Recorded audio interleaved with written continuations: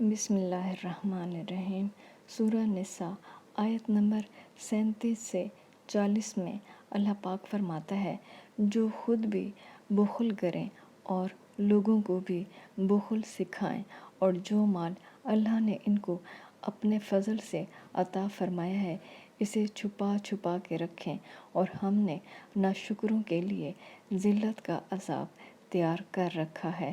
اور خرچ بھی کریں تو اللہ کے لیے نہیں بلکہ لوگوں کے دکھانے کو، اور ایمان نہ اللہ پر لائیں نہ روز آخرت پر۔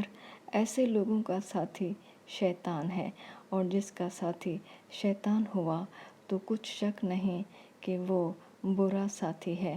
اور اگر یہ لوگ اللہ پر اور روز قیامت پر ایمان لاتے اور جو کچھ اللہ نے ان کو دیا تھا اس میں سے خرچ کرتے تو ان کا کیا نقصان ہوتا، اور اللہ ان کو خوب جانتا ہے۔